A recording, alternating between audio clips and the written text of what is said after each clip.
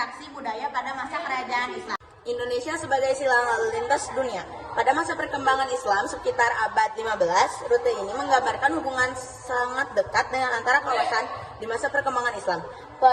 Pelayaran tersebut menggambarkan hubungan antar bangsa di masa Islam bukan hanya untuk perdagangan, tapi kepentingan politik, propaganda, dan ilmu pengetahuan. Pertumbuhan kota-kota besar.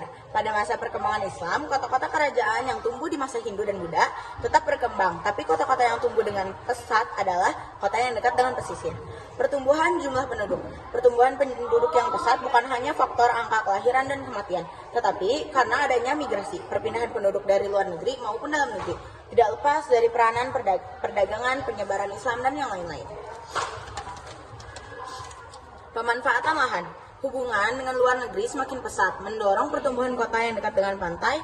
Pertumbuhan kota-kota dengan pesisir tersebut mendorong terjadinya pergeseran pemanfaatan lahan yang semakin luas. Migrasi. Migrasi yang banyak terjadi di masa Hindu-Buddha terus berlanjut hingga banyak masyarakat dunia yang datang ke Indonesia. Perubahan masyarakat masa Islam dalam bidang ekonomi. Kegiatan perekonomian pada masa Hindu-Buddha tetap berlangsung sampai dengan masa pengaruh Islam. Dalam berbagai hal tidak nampak perubahan signifikan dalam kegiatan pertanian. Mata uang mulai banyak digunakan di berbagai transaksi perdagangan masa tersebut. Kegiatan produksi. Kegiatan produksi di berbagai sektor di masa Hindu-Buddha tetap berjalan dan terus berkembang. Sebagai contoh, kegiatan pertanian. Semakin luas lahan pertanian yang dibuka pada masa perkembangan Islam. Kegiatan konsumsi. Kegiatan ekspor-impor semakin maju pada masa perkembangan Islam di Indonesia. Perkembangan perdagangan dunia yang kian ramai menyebabkan semakin banyak barang-barang luar negeri yang masuk ke Indonesia. Contoh, barang-barang dari keramik Cina yang menjadi barang mewah pada masa tersebut. Kegiatan distribusi. Kegiatan ekspor-impor barang-barang yang sudah menyentuh daerah Afrika dan Eropa. Hal ini tidak lepas dari perdagangan antar laut yang masa perkembangan Islam dikuasai oleh para pedagang Islam. Rempah-rempah merupakan ekspor utama bangsa Indonesia pada masa tersebut. Sarana transportasi air menjadi media utama dalam kegiatan distribusi. Perahu-perahu dapat masuk ke sungai dan mencapai daerah-daerah yang terpencil. Oleh karena itu, muara sungai menjadi peran penting dalam kegiatan ekonomi. Seiring perkembangannya kerajaan yang semakin modern, pada masa tersebut maka mulai dikenal sistem ekonomi kerajaan atau negara. Bagaimana kerajaan mencari pemasukan untuk urusan tersebut? Salah satu kebijakan kerajaan yang dilakukan adalah menarik pajak. Kegiatan penarikan sejenis pajak ini sudah dilakukan sejak masa kerajaan Hindu-Buddha. Hikayat Babat dan Sulut. Hikayat. Hikayat adalah karya sastra yang berisi cerita sejarah ataupun dongeng. Hikayat yang terkenal antara lain adalah Hikayat Iskandar, Zulkarnain, Hikayat Raja-Raja Pasai, Hikayat Khalidin, Hikayat Si Miskin, Hikayat 1001 Malam, Hikayat Bayan Budiman, dan Hikayat Anak Hamzah. Babat. Babat berisi cerita sejarah, tetapi isinya tidak selalu berdasarkan fakta. Tulisan Babat berisinya campuran antara fakta sejarah, mitos, dan kepercayaan di tanah Melayu. Tulisan yang mirip dengan Babat dikenal dengan sebutan tambu atau silsilah. Contoh Babat adalah Babat Tanah, Babat Cirebon, Babat Mataram, dan Babat Surakarta. Suluk. Suluk adalah karya sastra yang berupa kitab-kitab dan isinya menjelaskan soal-soal tasawuf. Contoh suluk antara lain adalah Suluk Sukarsa. Isinya mengisahkan perjalanan hidup Sukarsa dalam mencari ilmu untuk mendapatkan kesempurnaan hidup. Suluk Wujil berisi ujangan atau ajaran Sunan Bonang kepada Wujil, yakni seorang perwira yang pernah menjadi abdi di kerajaan Majapahit. Suluk Malang Sumirah berisi penghormatan dan pujian terhadap seseorang yang telah mencapai kesempurnaan, mendekatkan diri dan menyatu dengan Tuhan. Perkembangan kerajaan Islam di Indonesia. Kerajaan Perlak tahun 840 sampai 1292. Kerajaan Perlak merupakan kerajaan Islam pertama di Indonesia dengan raja pertama adalah Sultan Alaidin Saidi Maulana Abdul Aziz Shah. Kerajaan Ternate tahun 1257 sampai 1950. Kerajaan Ternate dan Kesultanan Tidore adalah dua kerajaan yang terletak di Kepulauan Maluku antara Sulawesi dan Papua. Kerajaan Samudra tahun 1285 sampai 1521.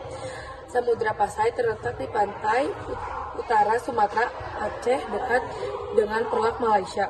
Kerajaan ini didirikan oleh Mara Silu yang merupakan raja pertama Kerajaan Samudra Pasai. Kerajaan Malaka tahun 1396 sampai 1511. Setelah Samudra Pasai mengalami kemunduran, Malaka berkembang sebagai pelabuhan pusat perdagangan dan pusat penyebaran Islam yang sangat penting di Asia Tenggara. Paramiswara adalah raja pertama Kerajaan Malaka. Ia memerintah pada tahun 1396 sampai 1414. Paramiswara lebih dikenal dengan nama Iskandar Shah. Kerajaan Demak tahun 1500 sampai 1548. Kerajaan Demak adalah kerajaan Islam pertama di Pulau Jawa yang berdiri tahun 1500 Masehi. Raden Patah adalah raja pertamanya. Kerajaan Aceh pada tahun 1511 sampai 1904. Akibat kejatuhan Malaka ke tangan Portugis tahun 1511, pusat perdagangan Islam kembali ke wilayah Aceh. Kapal-kapal dagang dari berbagai wilayah mulai mengubah jalur pelayarannya. Tidak lagi singgah di Malaka, tetapi di Aceh. Situasi tersebut menguntungkan Aceh. Raja pertama dari Kerajaan Aceh adalah Sultan Ali Mughayat Shah. Ia memerintah pada tahun 1514 sampai 1528.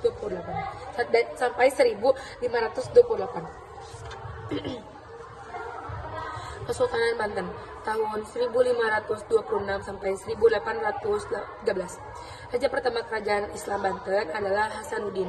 Beliau merupakan putra Sunan Gunung Jati, Syarif Hidayatullah. Beliau memerintah sekitar tahun 1527 sampai 1570.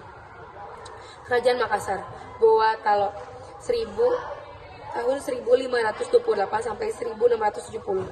Kerajaan Makassar merupakan kerajaan Islam pertama di Sulawesi. Letak Kerajaan Makassar sangat strategis pada jalur pelayaran Malaka ke Maluku. Oleh karena itu, kerajaan ini berkembang menjadi negara maritim. Kerajaan Mataram Islam pada tahun 1586 sampai 1755. Kerajaan Mataram Islam mulai berdiri ditandai pemindahan pusat pemerintahan dari Pajang ke Mataram pada tahun 1586 oleh Senopati. Pusat dari kerajaan ini adalah di Kota Gede, Yogyakarta. Raja pertama Mataram adalah Sutawijaya. Untuk bangunan masjid semacam itu adalah merupakan hasil akulturasi percampuran antara budaya Islam dan budaya yang telah berkembang sebelumnya. Bangunan itu memiliki ciri-ciri sebagai berikut. Atapnya berupa tumpang, yaitu atap yang susun atau bertingkat. Atap masjid biasanya masih diberi lagi sebuah kemuncak yang dinamakan mustaqam. Tidak memiliki menara. Masjid Gol Indonesia umumnya memiliki menara. Masjid-masjid di Mesir dan Masjid Abbas di Karbala, Irak memiliki menara yang sangat tinggi dan megah.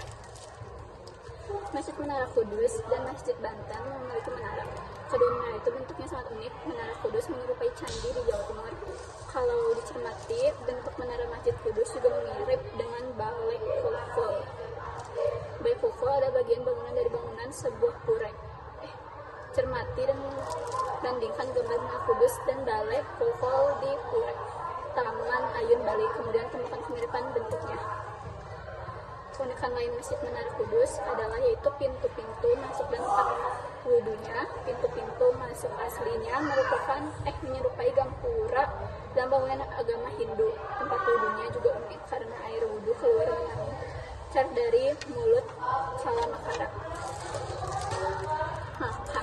Pernahkah kamu berjalan atau berkunjung ke salah satu makam di Solo? Makam-makam di Jawa Tengah dan Jawa Timur memiliki keunikan tersendiri dibandingkan makam di daerah lain. Apapun yang bangunan museum tersebut, makam-makam tokoh Islam di Jawa ada yang dibangun di tempat tinggi, misalnya makam Sunan Muria dan makam Sunan Gunung Jati. Pada makam-makam tersebut biasanya dihiasi berbagai ornamen indah dan unik. Coba perhatikan makam Sunan di Kaljaga di Demak, Jawa Tengah ini. Makam digunakan untuk mengubur jenazah. Masyarakat Hindu sebagian besar tidak mengubur jenazah. Orang yang telah mati pada masyarakat Hindu, jenazahnya dibakar. Upacara pembakaran jenazah ini disebut ngaben. Upacara ngaben pada saat ini dapat kamu lihat terutama di Pulau Bali. Sekian dari kami. Wassalamualaikum.